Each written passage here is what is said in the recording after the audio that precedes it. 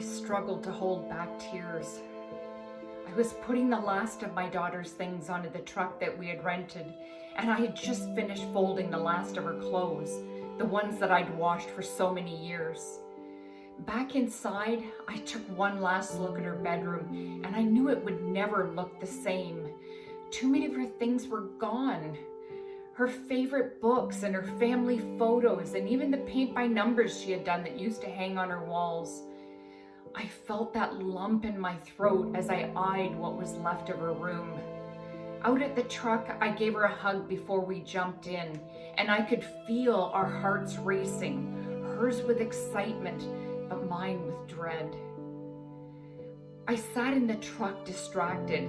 She was my little girl, the one who I used to jump into bed with at the end of the day, and we'd have the best conversations before she'd go to sleep. I did that for as long as I could, as long as she'd let me. And then, as a young woman, I tried to help her navigate through the challenges of school, the struggles with her girlfriends and boys. We'd spent so much time together, talking and watching movies, and even in the car, running from one activity to the next. I felt what she felt. When she got that job she wanted, I was elated for her. When she went through heartbreak, my heart broke too. I knew this would be the end of the dynamic that I'd always known. When we arrived at the school, there were so many kids. It looked like so much fun, but I just wasn't ready. My husband wanted to give her independence, but I was not having it. I started putting away her clothes and making her bed, propping up the pillows just like they were at home, sitting down on the edge and not wanting the moment to end. Maybe we could take her out to lunch, or maybe we could tour the campus with her again, but my husband insisted that we leave. She had an orientation to get to, and my eyes filled up with tears as I hugged her one last time. And I'd felt that same heartache 2 days earlier when we dropped off our son at the airport. He was so excited and on his way to Europe on a 4-month exchange. And even though he'd already been away at school for a couple years, this was different.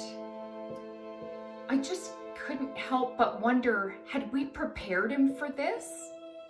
Going to the other side of the world, would he be okay over there? In an instant, both of my children were gone, and my life as I knew it would never be the same.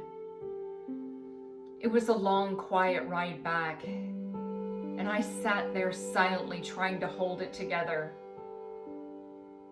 Both of my kids were off on their new adventures, and I was going home with my husband to a quiet, empty house. We stopped, and we saw a young couple walk by with a toddler and a baby, and tears streamed down my face, and I just wanted to roll down the window and yell, "You're just gonna put all of your love and time into them, and they're just gonna leave you anyway." It had taken me back to 18 years earlier when that was us. This day had been long in coming, and I finally had my freedom, but it wasn't a freedom that I wanted. It took me months to adjust. So much of my days had been shaped around the lives of my children, and now what? In the beginning, I struggled, desperately wanting to reach out to them, but realizing I had to let them live their own lives.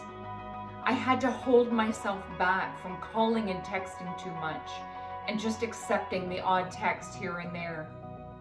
And I had to accept my quiet home, my new life without them. But I knew I had to look at this differently. I had to accept it as it was and embrace what there was for me now. But I realized it gave me time to focus on me, and it allowed me time to build my own identity outside of my children.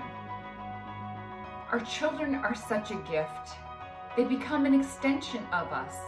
Their joy is our joy, and their pain is our pain. Their beautifully blissful, long-anticipated freedom is our freedom, even if it's a freedom that's life-changing and lonely. What a beautiful paradox.